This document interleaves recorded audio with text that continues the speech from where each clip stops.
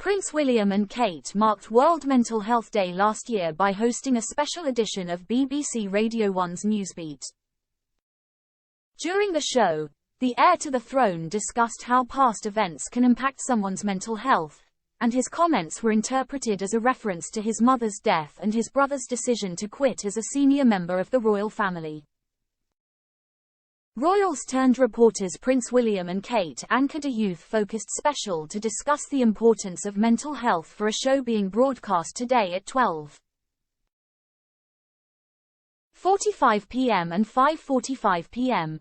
The Prince and Princess of Wales, who have focused much of their work as full-time working royals on breaking down the stigma surrounding mental illnesses, led discussions during a special Newsbeat program focused on the importance of speaking up when experiencing bad mental health, how to look after one's well-being and the tools available to face a difficult situation. Addressing one of the special show's guests, Dr. Abigail Miranda, William asked to speak about the toolbox needed to react to difficult and traumatic situations.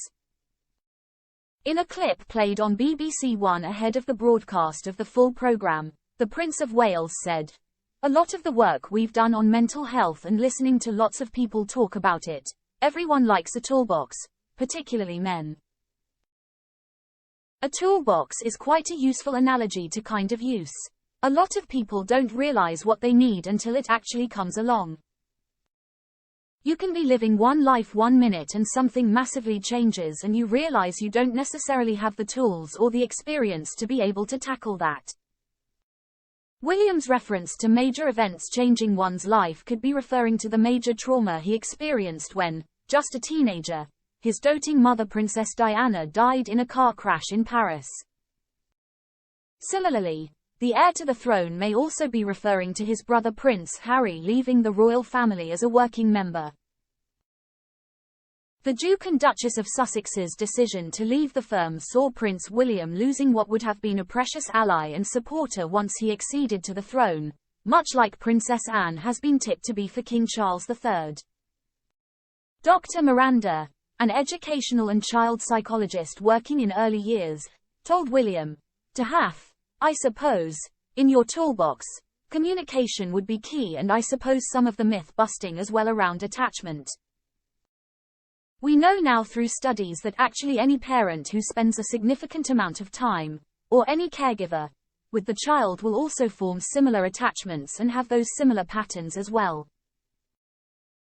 During the program, Kate and William, who have long sought to highlight the wave of anxiety and depression that has hit a generation of young people in Britain, also spoke about stigmas around mental health, and the pressures of social media. Among the guests invited to discuss these key topics with the royals were Antonio Ferreira, 23, a young mental health advocate who recently used his own experience to advise writers on TV soap EastEnders about a storyline featuring a young black man with schizophrenia. Kate, 40, asked how he and the others looked after their own mental health. When he replied that the main thing was to be aware of it and accept that not every day was going to be roses and sunflowers, the princess replied, "There's no right or wrong, that's the thing as well. Different things will work for different people and it's just sometimes trying, isn't it, as well." During the clip played this morning on BBC One, Kate and William also heard how the coronavirus pandemic had an impact on people, leaving many feeling lonely and isolated. The Princess of Wales also recalled the first major mental health campaign she took part in alongside Prince William and Prince Harry, Heads Together, which aimed at making conversations surrounding mental health commonplace. In a trailer released last night, Kate teased listeners saying Newsbeat will sound slightly different as they took the lead.